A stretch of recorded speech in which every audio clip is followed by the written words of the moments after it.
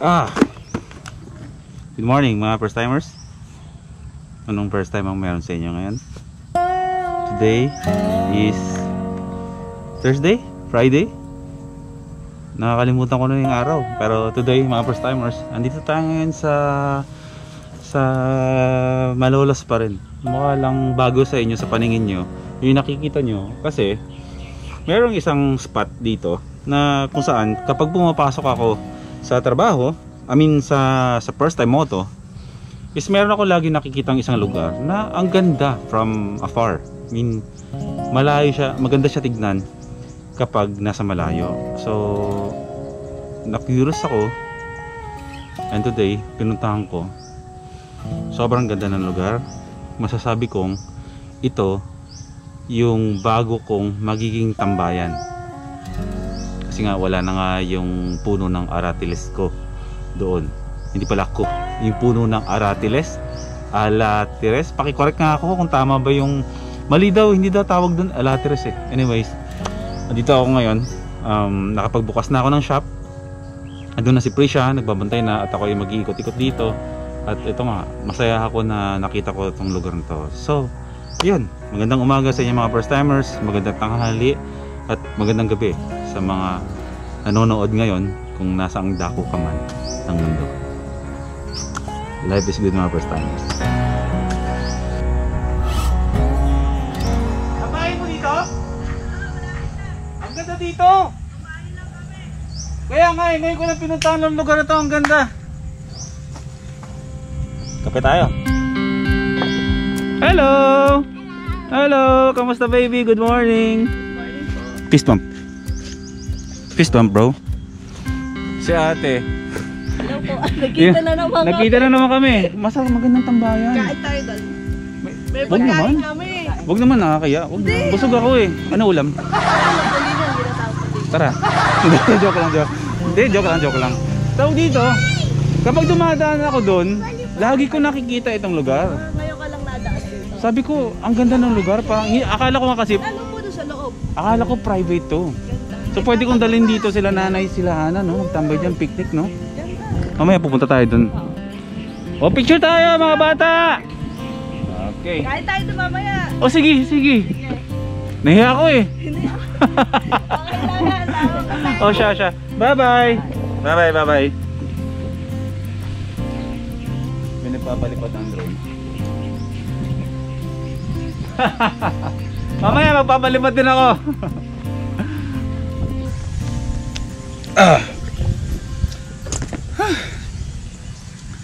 Tambay muna tayo dito. Maaga pa naman.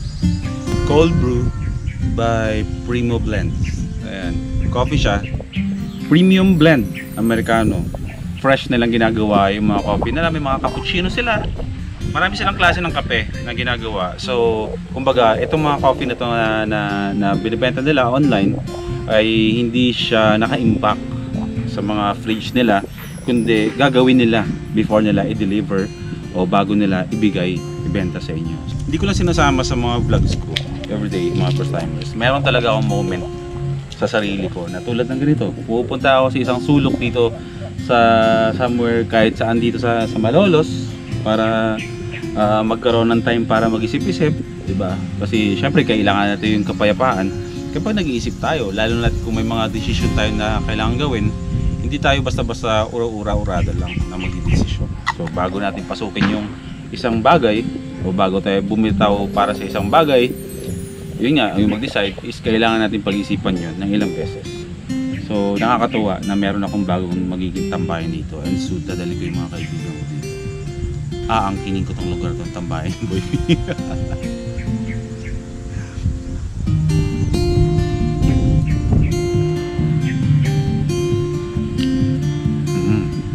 Sarap. Cold brew by Primo Blends. Search nyo lang sa Facebook mga first timers, sa page siya, and order na.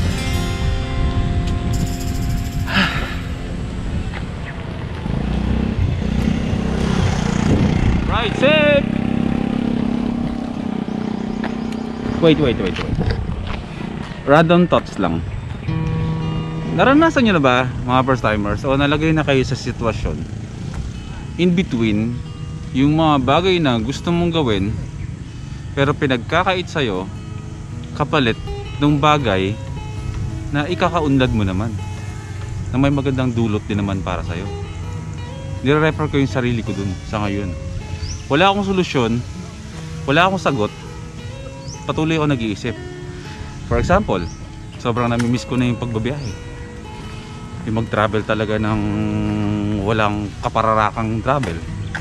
Hindi ko magagawa sa ngayon kasi nga yung oras ko nahahati na sa negosyo. Pero yung umaagaw nung time ko na dapat nagta-travel vlogs ako kasi gustong gusto kong gawin yun, is nararamdaman ko na yung time na dapat nagta-travel vlogs ako is nararamdaman ko na umaasenso ako sa buhay at umuunlad yung pamumuhay namin. So parang caught in the middle lang ako. Though wala naman akong negative na iniisip. Gusto ko lang ng malinawan. Pero so far wala akong pinagsisisihan. Masaya ako sa bawat nangyayari sa buhay. Tay, good morning! Namamasyal lang po ako dito. Taga dito po kayo, Tay? Oo, taga dito lang din po ako sa Dakila. Lagi ko po kasi nakikita dun itong lugar na to. Ang ganda kasi ng view kapag nandun.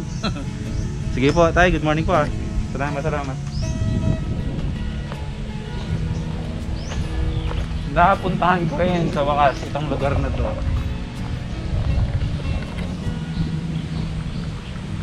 Lapitan natin yung mga kaibigan natin dito. Mga kaibigan natin to. Pwede pala mag-picnic dito eh. Wait. Tingnan nyo. Dadalhin ko si Hana dito.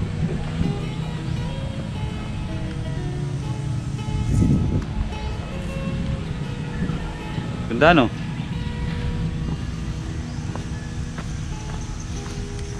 Bakit nandito kayo? Madalas yung bang ginagawa to dito? Ngayon lang? Day off? Kamote. Kakain pa talaga ako. Busog ako eh. Wala mo yung kanin eh. Asa yung tricycle doon? Tropa mo si Master Trike. Magkasama kayo sa Toda? Oo, dati. Dati. Hindi na siya namamasado eh. Hindi na eh. Nag-ano na ngayon si Master Trike sa Shopee na siya nagtatrabaho ngayon. Diba utol mo siya? Bunso namin. Kamote ang tawag. Ayan, makikijoin muna dito sa nakipiknik tayo na may picnic na ano. Wala kang pamilya? Saan yung kamote? Epal. Sarap. Titikim lang isa. No rice, kamote. Parang ganoon din yun eh. Saan yung magandang view dito? Yung side na to o doon? Parang dito no? Maganda yung view, tignan no? Pag ganun. Kunwari, hindi ba yung usapan pero tumitira ng tinapay. Ang ganda ng view talaga dito. Kakain talaga ako? Seryoso ba yan? Pinipilit nila talaga akong kumain. Seryoso? Anong klaseng ano po ba yan? Kanin? Bakit ganyan po yung ano? Gusto mo tulingan ba? Oh, dito. Inang taga Bulacan. Di ba Bulacan ka? Hindi po kasi ako po Bulakenyo, dayo lang po talaga ako. Pero matagal na po ako dito. Kasi yung kapatid ko po, na bunso, nakapangasawa po ng taga Dakila. Ang sarap naman ang ulam. Paano ba yan, Ka Daniel? Ayun. Ang kapalang mukha ni Boy P. Ano lang po, kasing konti lang. Charot. Saka sabaw lang po niyan. Ba't naman sabaw lang? Sige po. Ako dati hindi ako kumakain yan eh, nung matuto ako eh. Kain! Nag-iya pa. Ako pa yung may lakas ng loob mag-iya. Perks ng pagiging isang vlogger, ang magkaroon ng chance para magkaroon ng mga maraming kaibigan. Unlimited friends, marami kang makikilala, marami kang makakwentuhan. Wow, ang sarap nga! Ang tawag sa kanin na to, balisungsong. Niluto siya na nakabalot sa dahon ng saging. Pero kapag hindi ka umiinom ng tubig, ang tawag sa'yo, magkakaroon ka ng balisaw-saw.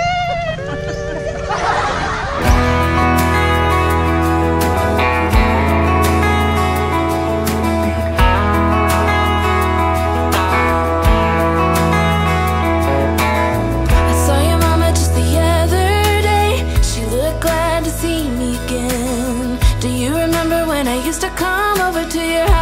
every day. And I know it's been a long time since we were together. There's a special place in my heart that's yours forever. If I could fly right back to where I belong, fly right back to my home sweet home. If I could, I'd take it all back and fly high up above the open sea into another destiny. I close my eyes and I'm back in your arms, back in your arms I fly.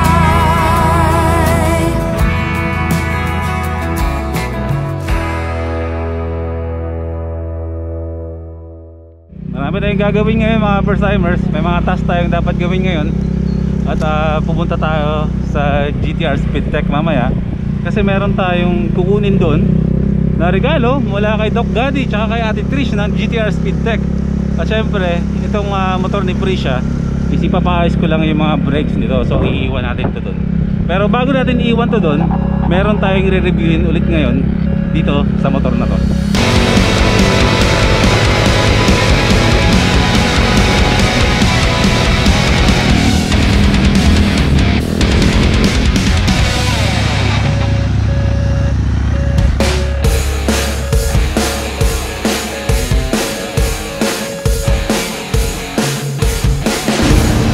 Okay, maulan. Nakita niyo naman kung gaano kakapit yung gulong. Diba? Madulas ng kalsada. Pero in full brakes, hindi siya dumulas. Huminto ako na maayos. 4 na buwan ko nang ginagamit yung gulong na yan dito sa SkyDrive namin. At hanggang ngayon, never akong dumulas, tuyo, o basaman yung kalsada. Okay, yung wheelset na to, Chicada hubs, Yagusa spokes, Bansai rims, at ito, quick tires. Okay? Quick tires. Sa 4 na buwan na ginamit ko, marami yung nag-react nung pinabit ko to sa motor. Kasi sinasabi nila kapag grayish daw ang gamit at nakarim tayo at lalo na malayo ang biyahe tayo, posible daw mabengkong itong wheelset na to. Dahil mahina daw na klase, hindi ko itong klaseng wheelset. Pero ako mismo magpapatunay sa inyo mga first timers na sa 4 na buwan na ginamit ko to, na tuloy-tuloy ang biyahe from dito, all around Bulacan, papunta Cavite, papunta Laguna.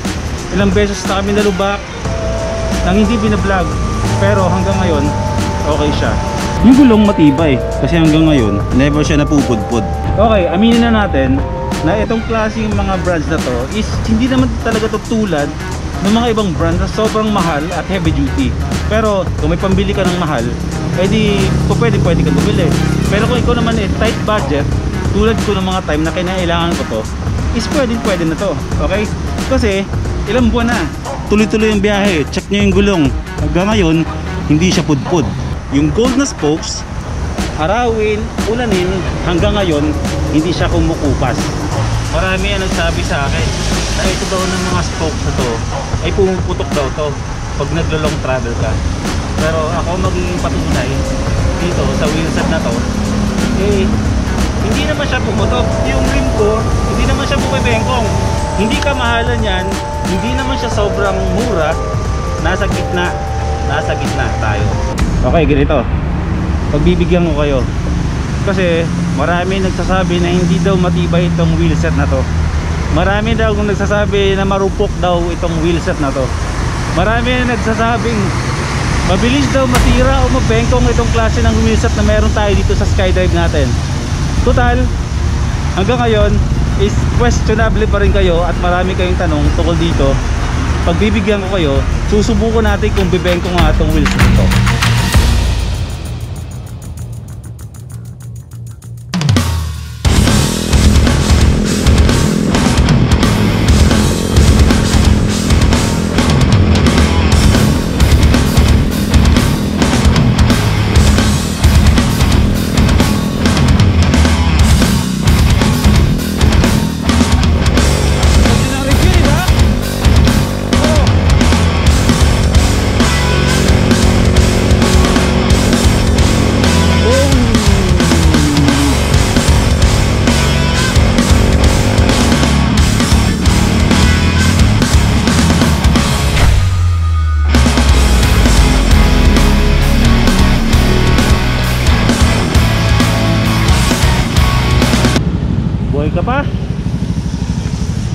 Nakukulangan pa ako.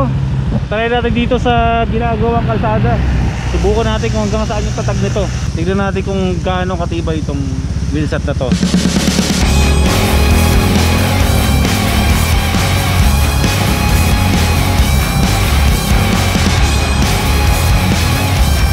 Bro, paalam lang ako. Okay lang ba padaanin ko lang dyan, patawirin ko lang? Sinusubukan ko kung bibengkong mo sa o hindi.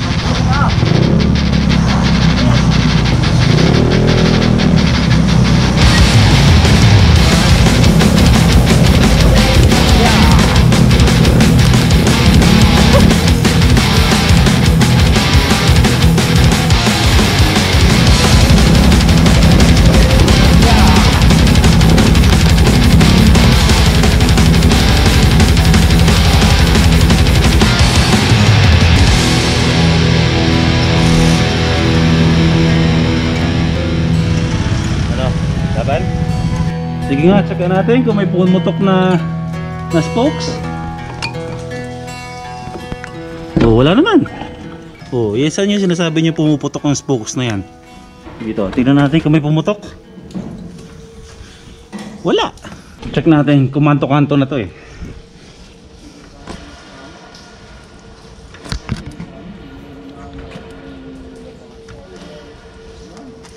Oblong ba? Hindi naman, di ba? Okay, check natin kung umotso.